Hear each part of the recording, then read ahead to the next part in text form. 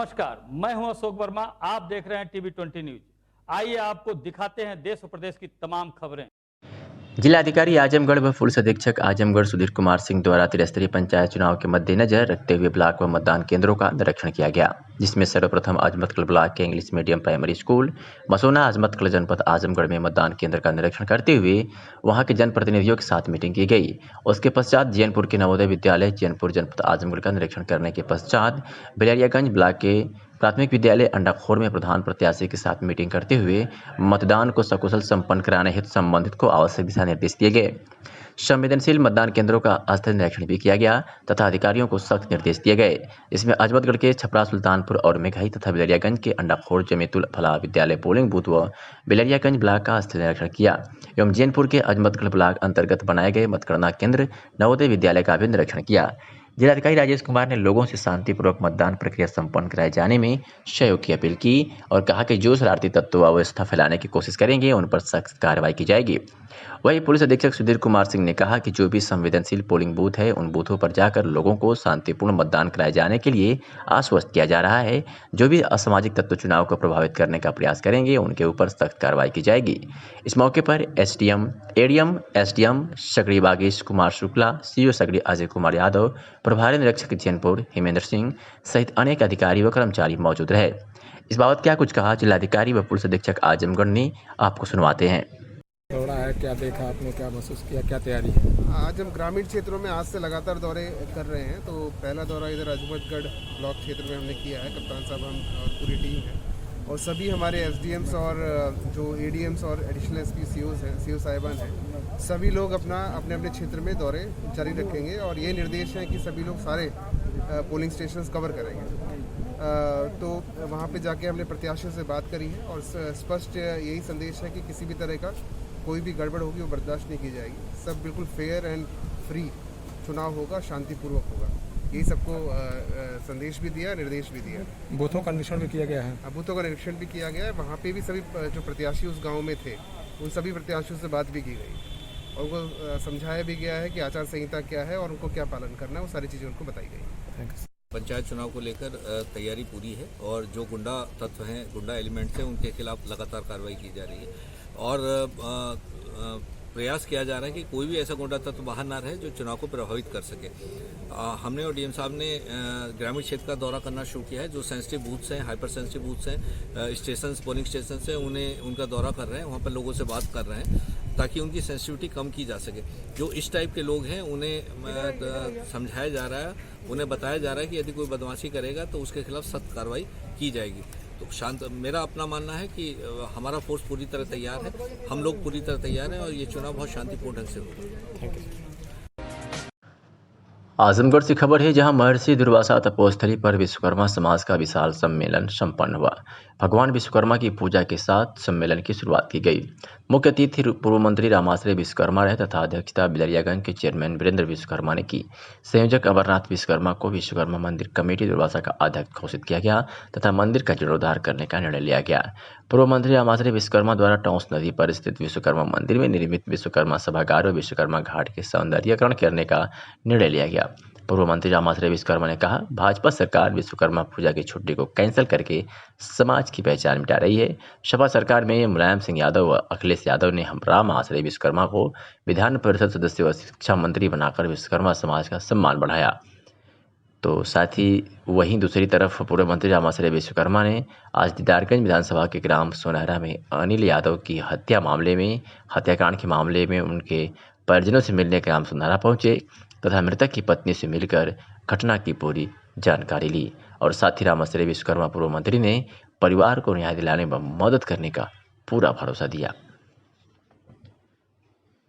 तो ये तस्वीरें आप जो देख रहे हैं ये आजमगढ़ से है। आजमगढ़ दीदारगंज विधानसभा के ग्राम सोनहरा की तस्वीरें हैं, जहां पर अभी विगत कुछ दिन पहले अनिल यादव के हत्याकांड के मामले में रामाश्रय विश्वकर्मा उनके परिजनों से मिलकर उनको ढाढ़स बंधाया और हर संभव मदद करने का भरोसा दिया।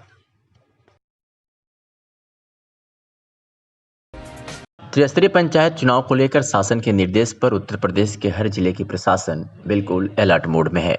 त्रिस्तरीय पंचायत चुनाव को शांतिपूर्वक संपन्न कराने के लिए पुलिस प्रशासन जगह जगह चेकिंग अभियान चला रही है और अपराधियों की धरपकड़ अभियान भी इसी के तहत चला रही है। इसी क्रम में आजमगढ़ पुलिस ने पुलिस अधीक्षक सुधीर कुमार सिंह के निर्देश पर विभिन्न थाना क्षेत्रों से कई अपराधियों को गिरफ्तार करने में बड़ी सफलता हासिल की है। आपको बता दें कि अपराधियों की धरपकड़ हेतु चलाए जा रहे अभियान के तहत थाना महनाजपुर पुलिस ने अवैध शराब व गांजा के साथ एक अभियुक्त को जहां गिरफ्तार करने में सफलता हासिल की है, तो वही थाना दीदारगंज पुलिस ने भी अवैध तमंचा व कारतूस के साथ एक अभियुक्त गिरफ्तार किया है।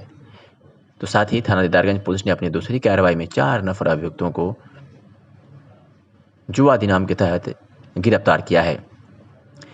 हाल ही में मुबारकपुर में हुई हत्याकांड के मामले में प्रेमी संग मिलकर खुद के पति की हत्या कराने वाली एक अभियुक्ता व अभियुक्त को मुबारकपुर पुलिस ने गिरफ्तार कर लिया है तथा पुलिस द्वारा आला कत्ल बरामद करते हुए हत्या का सफल अनावरण कर दिया है।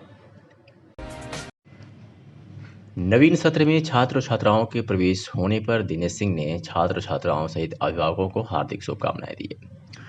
आपको बता दें कि नए सत्र में प्रवेश प्रारंभ पर 1 अप्रैल 2021 से नवीन शिक्षित सत्र में आप सभी टीचर्स एंड ऑल स्टूडेंट्स का हार्दिक स्वागत एवं अभिनंदन करता हूं। ये बातें Dinesh Singh, leader trainer scout, जिला स्काउट मास्टर आजमगढ़, सह अध्यापक यूपीएस जाफर पलानी आजमगढ़ ने कही है। आपको बता दें उन्होंने कहा कि सभी प्यारे अभिभावक अपने बच्चों के प्रवेश के लिए विद्यालय समावधि में आकर प्रवेश कराने की कृपा करें। साथ ही उन्होंने भी कहा कि विद्यालय में निःशुल्क पाठ्य पुस्तक, यूनिफॉर्म, स्वेटर, जूता, मोजा, बैग सहित इंग्लिश, हिंदी, उर्दू एवं स्काउट गाइड के साथ योग, खेल एवं सभी विषयों की शिक्षा दी जाती है।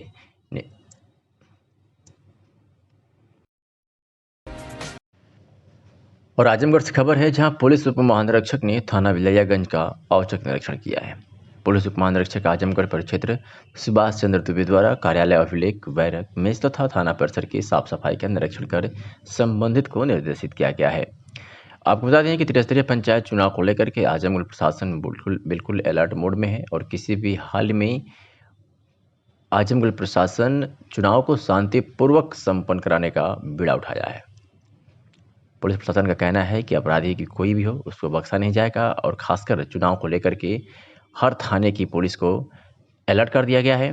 और इसी क्रम में आज पुलिस उप महानिरीक्षक ने थाना बिलरियागंज का औचक निरीक्षण किया। निरीक्षण के दौरान महिला हेल्प डेस्क के बारे में भी गहनता से पूछताछ कर अभिलेखों को चेक किया गया तथा शिकायतकर्ताओं से फीडबैक भी लेने का निर्देश दिया गया। कार्यालय, अभिलेख, बैरक, मेज तथा थाना परिसर की साफ सफाई का निरीक्षण कर पुलिस उप महानिरीक्षक आजमगढ़ परिक्षेत्र सुभाष चंद्र दुबे ने संबंधित अधिकारियों को निर्देशित किया और कहा कि लापरवाही किसी भी हालात में क्षम्य नहीं। तो तस्वीरें आपके सामने है जो आजमगढ़ से है, जहां पुलिस उप महानिरीक्षक ने थाना बिलरियागंज का औचक निरीक्षण किया है। जैनपुर कोतवाली क्षेत्र से खबर है जहां के रामगढ़ इसरापार के सिवान सदौली में शॉर्ट सर्किट से उठी चिंगारी के चलते दर्जनों किसानों का लगभग 11 बीघा गेहूं की फसल जलकर राख हो गई। गेहूं के खेत में आग लगने की खबर पर आसपास गांव के किसान जुट गए और घंटों कड़ी मशक्कत के बाद आग पर काबू पाया। ग्रामीणों ने फायर ब्रिगेड को सूचना दी लेकिन आग बुझने तक फायर ब्रिगेड के लोग मौके पर नहीं पहुंच सके। आग बुझाने में संजय पुत्र निनक पासवान 40 वर्षीय व आशीष पुत्र संजय पासवान 15 वर्षीय सहित तमाम लोग बुरी तरह से झुलस गए, जिन्हें प्राइवेट हॉस्पिटल में भर्ती कराया गया। जैनपुर कोतवाली के रामगढ़ इसरापार के सिवान सदौली में 11,000 वोल्ट का हाई टेंशन तार गुजरा हुआ है। गुरुवार के दिन लगभग 10 बजे के करीब वह बिजली का तार आपस में टकराए तो चिंगारी निकली जो ब्रजेश सिंह के खेत में जा गिरी। उसके बाद लगभग पककर तैयार गेहूं की फसल धू धू कर जलने लगी। देखते ही देखते चिंगारी 16 का रूप धारण कर लिया और लगभग 11 बीघे खड़ी फसल चंद मिनटों में ही जलकर राख हो गई।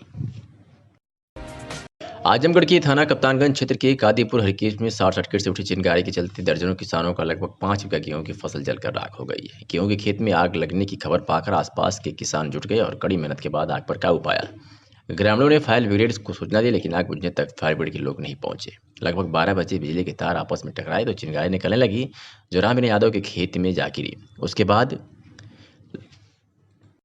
लगभग पककर तैयार गेहूं की फसल धो धो कर जलने लगी।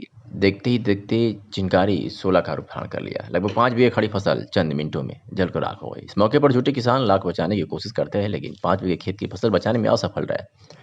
बताते हैं कि इस अग्निकांड में लगभग 7 से अधिक किसानों का खड़ी गेहूं की फसल जलकर राख हो गई है। क्या कुछ कहा स्थानीय किसानों ने, सुनवाते हैं आपको। लाइन से शॉर्ट सर्किट से आग लगी है और इसमें बहुत लोगों का नुकसान हुआ है। जैसे कुछ जैसे हमारा तो पूरा खेत ही जल गया है। हमारा नाम सबलू अखिलेश राय नाम हमारा है जी। हमारा तो पूरा खेत ही जल गया है। और यहाँ पे रामवृक्ष यादव जी हैं, उनका भी खेत जला, हमारे ऊपर जो उनका भी खेत था। और बगल में यादव जी हैं, अलगू यादव जी, उनका भी खेत जला हुआ है जी। हम लोग का तो पूरा खेत जल गया है, पूरा नुकसान हम लोग का हो गया है। कितना हुआ? हमारा तो करीब 13-14 बिस्सा खेत हमारा नुकसान हुआ है जी। नहीं, फायर ब्रिगेड तो नहीं आई है। गांव के सभी लोगों ने मिल करके उसको बुझाया है जी। सभी जनता ने मिलकर बुझाया है। मैंने सभी लोग जुट गए और बाल्टी पानी लेके बुझाया गया है जी। फायर ब्रिगेड तो नहीं आई है, प्रशासन आया हुआ था। प्रशासन हम सुरेश राजभर हैं और हम इस ग्राम सभा के प्रधान कादीपुर ग्राम पंचायत हमारी है। और ये जो आग लगी है बिजली की तार से लगी है।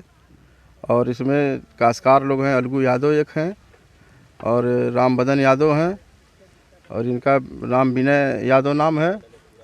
और ये राय साहब हैं, उनके रामलगन राय का ही चक है, लेकिन उनके पुत्रों के नाम से है ये।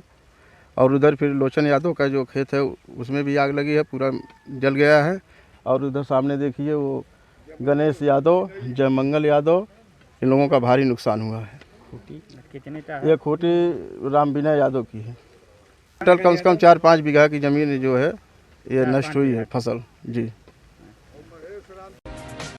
जिलाधिकारी राजेश कुमार की अध्यक्षता में कलेक्ट्रेट सभागार में कोविड-19 के टीकाकरण की प्रगति के संबंध में बैठक संपन्न हुई। इस अवसर पर जिलाधिकारी ने सीएमओ को निर्देश दिए कि अन्य राज्यों से जनपद में आने वाले व्यक्तियों की 24 घंटे के अंदर कोविड जांच अवश्य कराएं। कोरोना पॉजिटिव पाए जाने पर कॉन्टैक्ट ट्रेसिंग कराकर उसकी सूचना उसी दिन पोर्टल पर अपलोड फिटिंग कराना सुनिश्चित करें। उन्होंने भी निर्देश दिए कि 45 वर्ष से ऊपर की स्वयं सहायता समूह की महिलाओं की जाँच कराकर उनका वैक्सीनेशन कराना सुनिश्चित करें। जिलाधिकारी ने समस्त एमओसी को निर्देश दिया कि समस्त विकास खंडों में कोविड-19 हेल्प डेस्क स्थापित कराएं एवं हेल्प डेस्क पर थर्मल स्कैनर व पल्स ऑक्सीमीटर से आने वाले व्यक्तियों की जांच कराएं। इसके साथ ही पब्लिक एड्रेस सिस्टम सक्रिय कराकर आमजन को कोविड-19 के गाइडलाइन का अनुपालन करने जागरूक करें।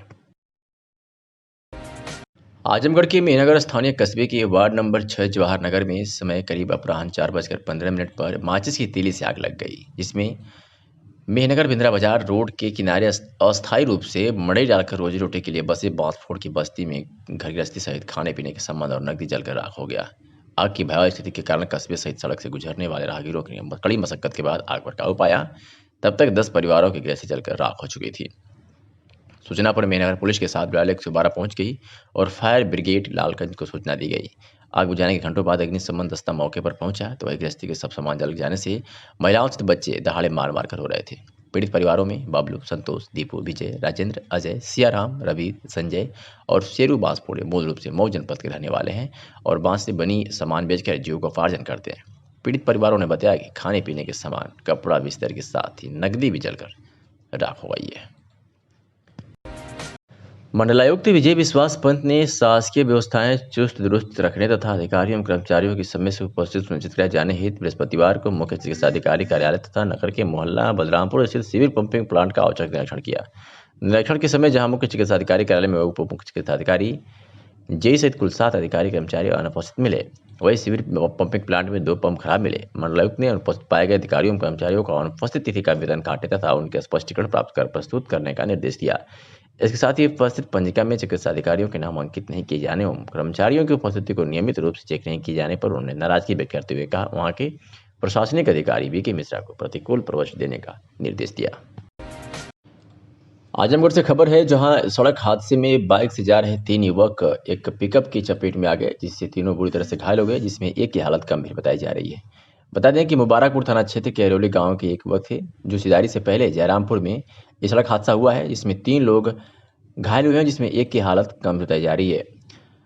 प्रत्यक्षदर्शियों के अनुसार अचानक पीछे से एक मैजिक गाड़ी ने पीछे से इन युवकों को जोरदार टक्कर मार दी, जिससे ये तीनों युवक सड़क पर जा गिरे। स्थानीय लोगों की मदद से इन्हें अस्पताल पहुंचाया गया। बताया जा रहा है कि एक युवक की पैर की हड्डी टूट गई है।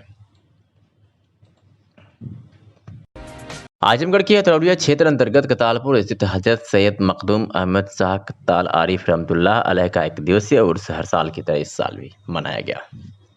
मजार के सज्जादा नसीन हाफिज सैयद सरफराज अशरफ ने बताया कि दिन बुधवार को बाद नमाज फजीर कुरान ख्वानी तथा सुबह 8 बजे चादर पोशी व कुल शरीफे के बाद नमाज मगरिब मिलाद शरीफ का प्रोग्राम हुआ, जिसमें क्षेत्रीय नात खां उलमा के साथ साथ दूर दराज के हाफिज व कारी अपने खिताब से लोगों को सरफराज किया।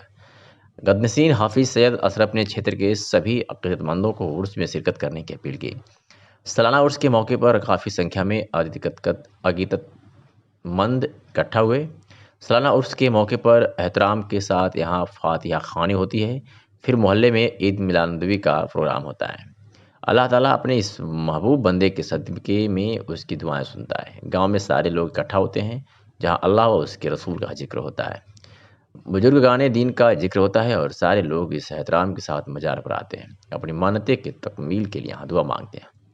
आए सुनाते हैं कि मौलाना मोहम्मद अब्दुल बारी नईमी ने क्या कुछ कहा।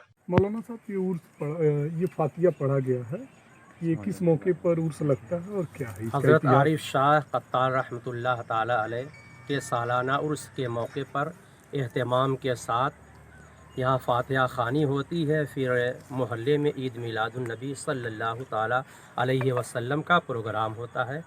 गांव वाले सारे लोग इकट्ठा होते हैं, वहाँ अल्लाह और उसके रसूल का ज़िक्र होता है, बुजुर्गाने दीन का ज़िक्र होता है और सारे लोग इत्तेहाद व इत्तेफाक के साथ इस मज़ार पर आते हैं अपनी मन्नतों की तकमील के लिए।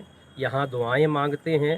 अल्लाह ताला अपने इस महबूब बंदे के सदक़े में उनकी दुआओं को पूरी करता है। इस मजार का इतिहास क्या है? ये कितने वर्ष पुराना है? ये तकरीबन 800 साल पुराना ये आस्ताना है और आप सादाते किराम में से हैं। हज़रत इमाम हसन इमाम हुसैन रज़ी अल्लाह ताला अन्हुमा से इनका सिलसिला नसब मिलता है। आपका ख़ानदानी शिजरा हज़रत इमाम हुसैन इमाम हसन से मिलता है और हज़रत सैयद मखदूम अशरफ जहांगीर सिमनानी रहमतुल्लाह ताला अलैह से भी आपका ख़ास निस्बत और ताल्लुक़ है, जो किछोचा शरीफ की सरज़मीन पर आराम फरमा है। साहब, लगभग 800 वर्ष पुराना मजार है और किछोचा शरीफ और से इनका ताल्लुकात है, तो क्या कारण है कि इनकी मजार को इतनी दीनहीन दशा में रखा गया है? इसका उत्थान का कोई व्यवस्था, कोई कार्य योजना आपके पास? हाँ, दरअसल यहाँ आबादी छोटी है और आबादी से दूर ये आस्ताना है और इसे मौक़े नहीं मिले कि यहाँ कुछ और तरक्की हो और यहाँ जम्मे गफ़ीर हो, आबादी दूर रहने की वजह से। और बहुत से सादाते किराम सादगी पसंद थे, तो आप भी सादगी की तरह ज़िंदगी गुजारना पसंद करते थे और आज भी सादगी का पैकर ये आस्ताना नज़र आता है, क्योंकि इसके चारों तरफ कब्रिस्तान भी है। इस वजह से जो है और तरक्की के मौक़े नहीं मिले कि यहाँ दुकानें सजें या और कुछ हो, क्योंकि कब्रिस्तान जहाँ पर रहती है तो वहाँ पर ना तो दुकान सजाई जा सकती है, ना कोई मकान बना सकता है।